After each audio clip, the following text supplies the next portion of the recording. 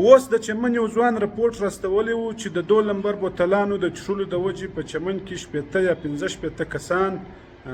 د ډایلیسیس شکار شوي دي، یعنې د 2 نمبر بوتل څښلو د وجې د هغو پښتورګې پیل شوي دي، یعنې ګردې پیل شوي دي، ډایلیسیس ته پراته دي.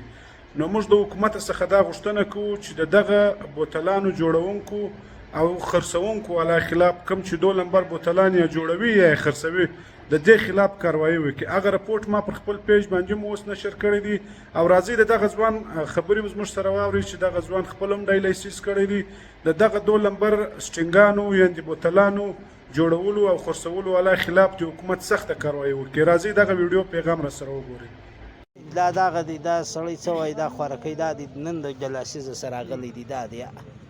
دا جلاسیز یې کړی د پښتورګي پیل دی خوارکۍ ده. نو د چی څه دا کېږي؟ دا خبره دی چې د کیمیکل څه د بې پروایي څه سر دې بخلاف اوس خاص کار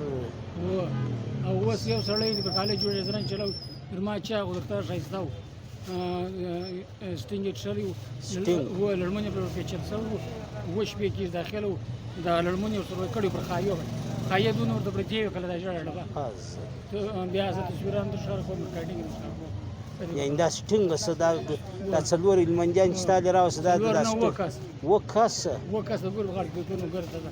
په هسپتال کې خالي کوچنیان لویان سټینګ والا بوتلان والا ګرده سټینګ والا لا اله الا الله محمد رسول الله په کلمه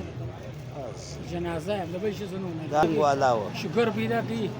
کینسر پیدا کوي، د کړ پښتورګي نه ختمي کوي، نه در پټاو کله کیسر دې ختم کوي، کله لمون رسول کوي، نه در سروي کله. زه به اوس کوم از مخ میسج تصویر راستي ورته دغه څه